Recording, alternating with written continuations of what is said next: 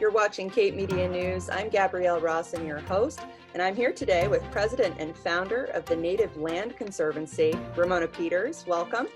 And I'm also here today joined by Julie Early, Executive Director of the Native Land Conservation Trust. Welcome, ladies. Thank you. Thank you.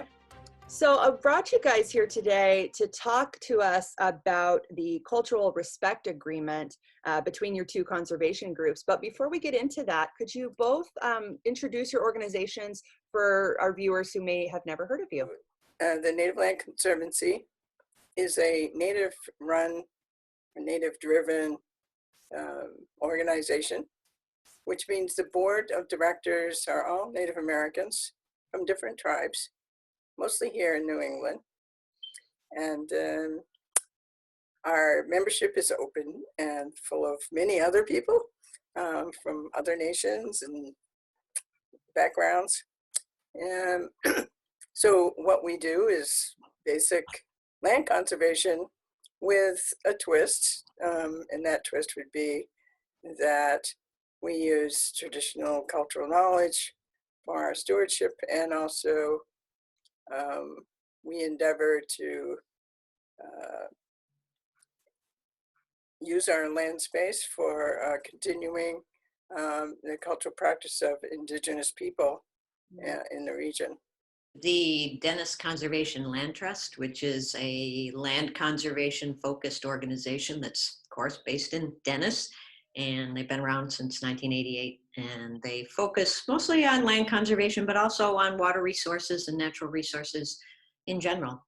So we've conserved about 640 acres. They say that was a goal for 1 square mile of the town. So now we're going to have to come up with a new goal to expand on that.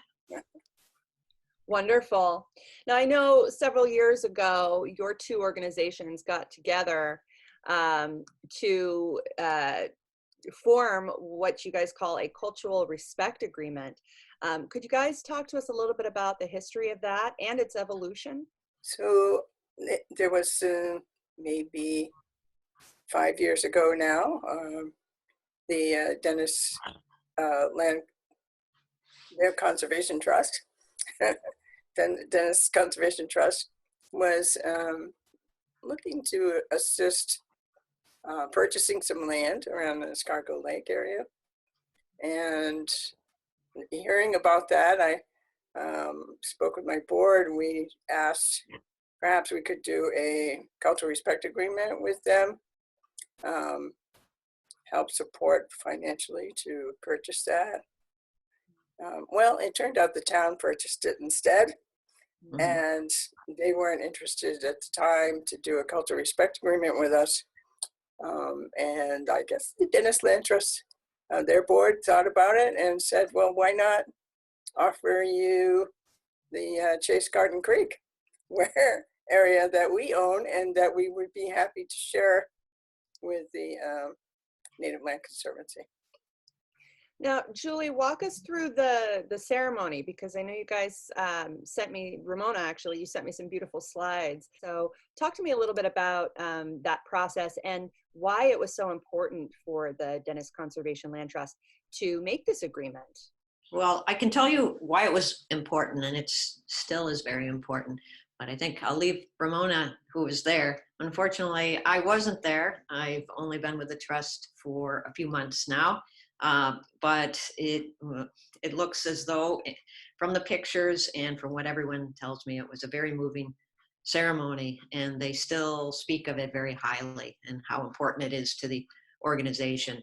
We share common values in a sense. I think probably Ramona can speak to that more, but in terms of having a very strong natural connection and ethic, that we really believed that our organizations shared common values and a common approach, and that it would only strengthen our organization to add the cultural piece. It wasn't one that was originally in our mission, but we really believe in that. And I think that the board, in building a relationship with Ramona in particular and with her organization, found that it was something that they just couldn't help but want to do. And so they pursued it and had unanimous support when it was voted upon. And we're looking forward to doing more. Wonderful. Ramona, you were there at the ceremony, so talk to us a little bit about that and about its significance. Right. So in one of the pictures, you'll see two women, I believe, two Native women holding eagle feathers above the table and the heads of the signatories, which at the time was myself and Carol. Yes. Is it Bell or? Yes, Carol Bell. Carol Bell and myself, and with Mark Robinson in the middle. And he sort of helped broker the whole arrangement. And, you know, he's often the middleman of a lot of land conservation going into conservation. In any case, the ceremony was, I brought the eagle feathers to help keep people's minds in a higher level than, you know, I guess in the old days, we had a different type of ceremony, and very rarely did we do ceremonies with non-natives. So this one was had to be more or less created for the occasion, which is also a brand new concept, cultural respect agreement. So that's what the eagle feathers were doing. We also brought 5 pieces of wampum bead. So these are beads that were strung along, and also part of our tradition. You know, treaty belts were often entire belts, which were quite a bit longer and many hundreds of beads. This was just significant to the 5-year commitment that Dennis gave to us. I can see Julie holding the box with the beads inside. Wonderful. They're so beautiful. The red tufts on the end, red cloth on the end is, we use red cloth to signify something that is spiritual. So the spirit of our commitment holds those beads on that string. Ramona, can you talk to us a little bit about how this agreement supports Native culture, you know, from a historical perspective and cultural perspective?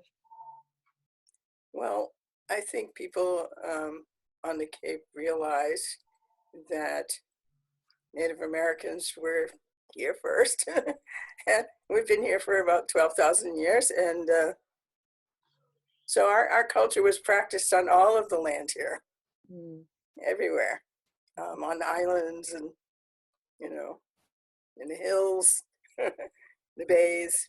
And so there's so many things that have happened during those 12,000 years, and even during the colonial era, where we were all first together. A lot of different cultural practices were being done at the same time. So we reel it back. Part of the agreement is to offer education about those practices and what kinds of things our people were doing there. Some of the things we would like to do again, like to pay respects to different water bodies and land spaces that have, well, special features, put it that way. Yeah, so we like to have access there. Yeah, I know we talked a little bit before today's meeting about the difference between kind of the Native beliefs about land and kind of the Western philosophy about the land. How do your two groups connect in terms of where do you align?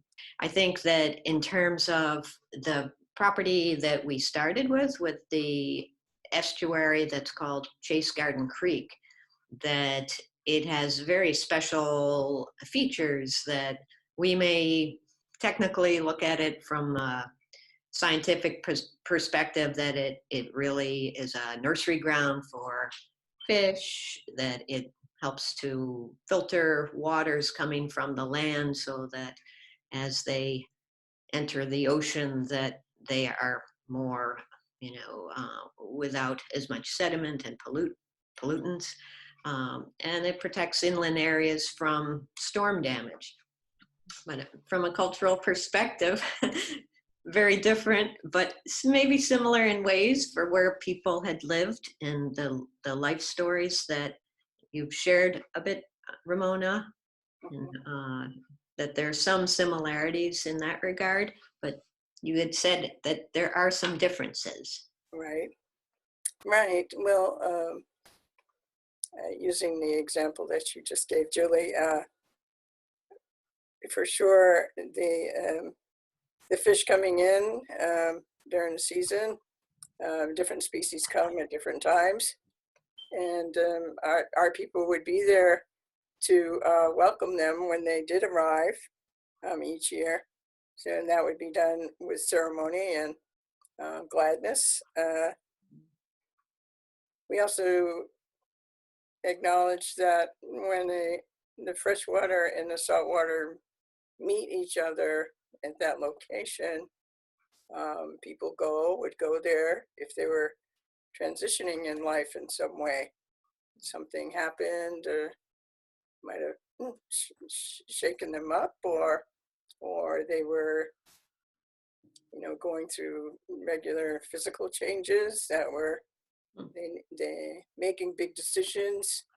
They would go to the estuary where the mix of water is to seek for, guidance to settle those decisions. And yeah, there's a lot of things about the marshland that also considered to be the lungs of the ocean. Can you talk to me a little bit about what's next for the agreement? I know you mentioned earlier that education initiatives are something that you're very interested in doing. This agreement is also up for renewal. So talk to me a little bit about the future of this agreement and what you guys want to do next. Well, we're looking forward to continuing the relationship and finding ways to work together more. I think that we would encourage any land trust or organization that the Native Land Conservancy would want to approach and work with, that, it's a very positive relationship that we've had, and we want to do more. And I think education is one area that was mentioned within the agreement, so we want to pursue that a bit and maybe tease it out a little bit. We've done walks and talks together in the past, and now we're talking about maybe a video or two with some of the schools starting in the fall. And there are other ideas that we've been talking about, and we're going to just keep kind of probing and seeing what's next, but we're really looking forward to it.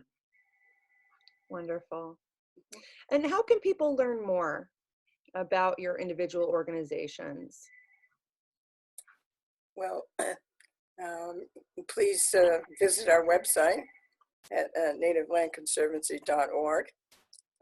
We have the agreement there if people would like to read it and see how that flows. Julie, how do people get in touch with you guys? We also are on the web, that there's a website that's dennisconservationlandtrust.org.